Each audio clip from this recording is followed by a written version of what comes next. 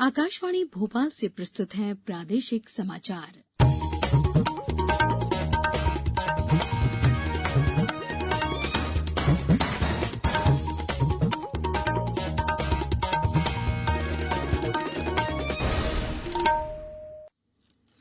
नमस्कार, समाचारों के साथ मैं पूर्वा त्रिवेदी। पहले मुख्य समाचार। केंद्र सरकार ने रबी फसलों का समर्थन मूल्य बढ़ाया। चना और सरसों का एमएसपी 225 रुपए बढ़ा। प्रधानमंत्री ने विपक्ष पर किसानों को गुमराह करने का लगाया आरोप। राज्य विधानसभा का एक दिवसीय सत्र संपन्न। विनियोग सहित 8 महत्वपूर्ण विधेयक पास। सिवनी, मंडला, बालाघाट और डिंडौरी में भारी बारिश की चेतावनी और उमरिया जिले के बांधवगढ़ में आज से शुरू हुआ अनोखा हाथी महोत्सव। अब समाचार विस्तार से। केंद्र सरकार ने रबी की फसलों का न्यूनतम समर्थन मूल्य बढ़ा दिया है। गेहूं के समर्थन मूल्य में 50 रुपए का इजाफा किया है। वहीं सरसों का एमएसपी 225 रुपए बढ़कर 4,650 हो गया है। इसी तरह चने का समर्थन मूल्य 225 रुपए बढ़कर 5,100 हो गया है। केंद्रीय मंत्रिमंडल की बैठक में इसका फैसला लिया गया। कृषि मंत्री नरेंद्र सिंह तोमर ने ट्वीट कर इसकी जानकारी दी। प्रधानमंत्री ने कृषि विधेयक के संसद में पारित होने की सराहना की है। उन्होंने कहा कि इससे कृषि क्षेत्र में क्रांति आएगी। श्री मोदी ने कहा कि कई दशकों से देश के किसान बिचौलियों से त्रस्त थे, जिससे उन्हें छुटकारा मिलेगा। श्री मोदी ने कहा कि किसानों को न्यूनतम समर्थन मूल्य का लाभ मिलता रहेगा और सरकारी स्तर पर कृषि उत्पादों की खरीद होती रहेगी। उन्होंने कहा कि इन विधेयकों के पारित होने से किसानों का बड़े स्तर पर सशक्तिकरण होगा। इतने बड़े व्यवस्था परिवर्तन के बाद कुछ लोगों को अपने हाथ से नियंत्रण जाता हुआ दिखाई दे रहा है। इसलिए अब ये लोग एमएसपी पर किसानों को गुमराह करने में जुटे हैं। ये वही लोग हैं जो बरसों तक एमएसपी पर स्वामीनाथन कमेटी की सिफारिशों को अपने पैरों के नीचे दबाकर बैठे रहे। मैं देश के प्रत्येक किसान को इस बात का भरोसा देता हूं कि एमएसपी की व्यवस्था जैसे पहले चलती आ रही थी वैसे ही चलती रहने वाली है। इसी तरह हर सीजन में सरकारी खरीद के लिए जिस तरह अभियान चलाया जाता है वो भी पहले की तरह चलते रहेंगे। राज्य विधानसभा का एक दिवसीय सत्र आज संपन्न हुआ। कोरोना संक्रमण के कारण सदन में कुल 202 विधायकों में से 61 की बैठक व्यवस्था की गई थी। इनमें 32 विधायक भाजपा, 22 कांग्रेस, 2 बसपा, 1 सपा और 4 निर्दलीय शामिल थे। वहीं कई विधायक अपने अपने जिलों से वीडियो कॉन्फ्रेंसिंग के माध्यम से सदन की कार्यवाही में शामिल हुए। सदन में सबसे पहले पूर्व राष्ट्रपति प्रणब मुखर्जी, राज्यपाल लालजी टंडन समेत अन्य दिवंगतों को श्रद्धांजलि अर्पित की गई, जिसके बाद विधानसभा अध्यक्ष ने 5 मिनट के लिए सदन की कार्यवाही स्थगित कर दी। स्थगन के बाद जब सदन दोबारा समवेत हुआ तब मुख्यमंत्री ने प्रदेश में कोरोना संक्रमण की स्थिति का ब्यौरा सदन में दिया। हमारे संवाददाता ने बताया कि सदन में मध्य प्रदेश विनियोग विधेयक, अनुसूचित जनजाति ऋण विमुक्ति विधेयक सहित 8 महत्वपूर्ण विधेयक पारित किए गए। इसके बाद सदन की कार्यवाही अनिश्चितकाल के लिए स्थगित कर दी गई। केंद्र सरकार की बेटी बचाओ बेटी पढ़ाओ योजना के तहत बेटियों के कल्याण के लिए लगातार प्रयास किए जा रहे हैं। रीवा से हमारी संवाददाता आरती श्रीवास्तव ने बताया है कि जिले में महिला एवं बाल विकास विभाग द्वारा विभिन्न कार्यक्रमों के जरिए जागरूकता अभियान चलाया जा रहा है, जिसमें नवजात कन्या के प्रसव पर उनके माता पिता को सम्मानित करने, बेटियों और महिलाओं के कल्याण के लिए शासन द्वारा चलाई जा रही योजनाओं की जानकारी घर घर पहुंचाने के कार्यक्रम शामिल है। आम लोग भी इस योजना की सराहना कर रहे हैं।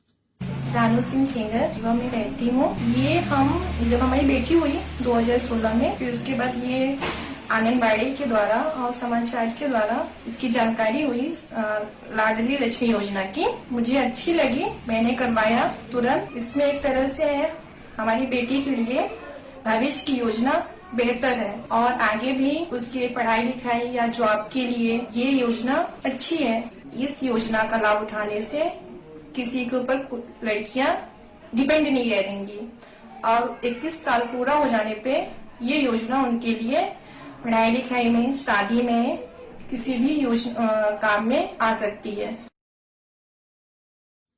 अब समाचारों में वक्त है एक ब्रेक का। ये समाचार आप आकाशवाणी भोपाल से सुन रहे हैं। हमारे समाचारों को अब आप कभी भी और कहीं भी अपनी सुविधा के अनुसार सुन सकते हैं। ये समाचार बुलेटिन YouTube, ट्विटर और फेसबुक पर AIR न्यूज भोपाल पेज पर सुने जा सकते हैं। इसके अलावा आप हमारी वेबसाइट newsonair.com पर या AIR न्यूज ऐप पर भी समाचार सुन सकते हैं।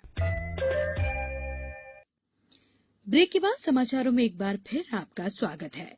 प्रदेश में कोरोना का संक्रमण बढ़ता ही जा रहा है।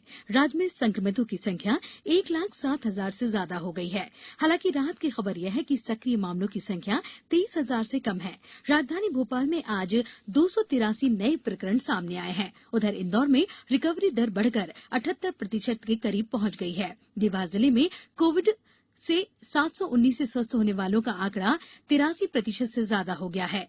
आज यहां 36 नए मरीज मिले तो वहीं 36 लोग स्वस्थ होकर घर लौटे। सीहोर में 36, कटनी में 22, खंडवा में 5, उमरिया में 8 और अशोकनगर में 9 मरीजों का पता चला। नीमच में 22 मरीजों को स्वस्थ होने पर उन्हें अस्पताल से छुट्टी दी गई। प्रदेश में शिक्षाविदों ने कई राष्ट्रीय शिक्षा नीति 2020 का स्वागत किया है। उनका कहना है कि ये देश के स्कूलों और उच्च शिक्षा प्रणाली में क्रांतिकारी परिवर्तन का मार्ग प्रशस्त करेगी। पेश है हमारे संवाददाता संजीव शर्मा की ये रिपोर्ट। नई शिक्षा नीति की सराहना करते हुए मध्य प्रदेश के शिक्षाविदों ने कहा कि इससे शिक्षा के क्षेत्र में आमूलचूल परिवर्तन आएगा। डॉक्टर हरि सिंह गौर, केंद्रीय विश्वविद्यालय सागर के कुलपति प्रोफेसर आरपी तिवारी ने कहा कि राष्ट्र को निश्चित ही एक ऐसी शिक्षा नीति की आवश्यकता थी। इसमें इतने ज्यादा सिस्टमिक चेंजेस हैं जो कि सिस्टम में परिवर्तन लाने वाले, जिससे कि हमारे विद्यार्थियों में पढ़ने में रुचि होगी। ये बहुत आवश्यक है।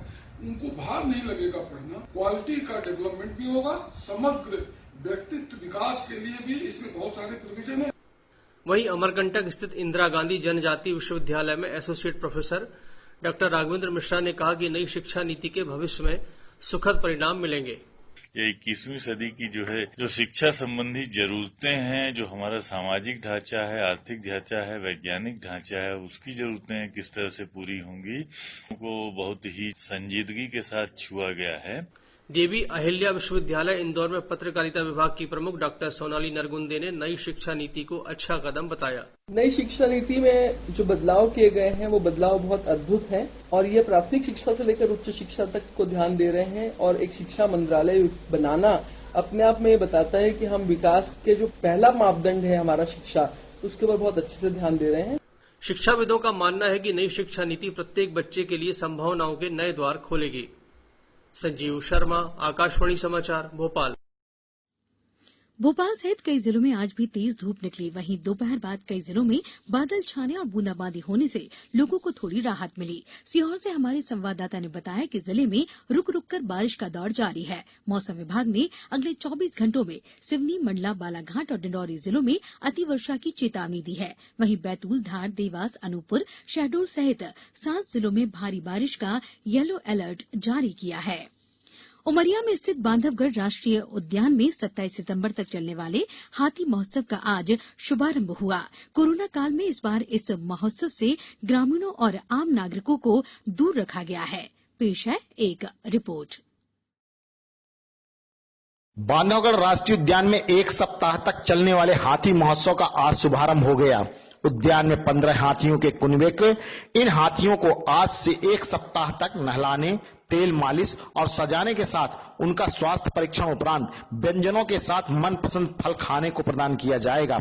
गौरतलब है कि बांधवगढ़ में बाघों की सुरक्षा और उनके रेस्क्यू में महत्वपूर्ण भूमिका अदा करने वाले 15 हाथियों के इस दल के लिए हाथी महोत्सव इसलिए और महत्वपूर्ण हो जाता है कि इन दिनों वे बांधवगढ़ राष्ट्रीय उद्यान में स्वच्छंद विचरण कर अपना भरपूर मनोरंजन करते हैं। आकाशवाणी समाचार के लिए उमरिया से मैं संतोष गुप्ता।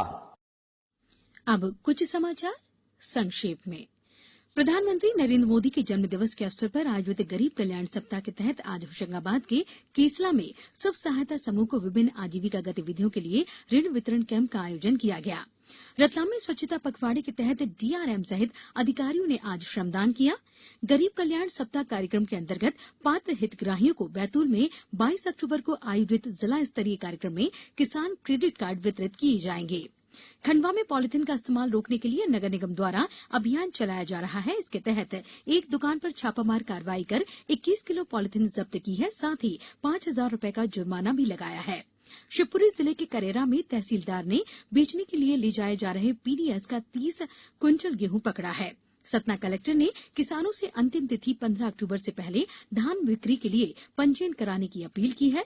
गुना में बंधुआ बनाकर मारपीट करने के 2 आरोपियों ने गिरफ्तार कर लिया और जबलपुर में एनसीसी का ऑनलाइन कैंप आयोजित किया जा रहा है। 6 दिवसीय इस कैंप में मध्य प्रदेश, छत्तीसगढ़ और महाराष्ट्र के 200 कैडेट शामिल हो रहे हैं।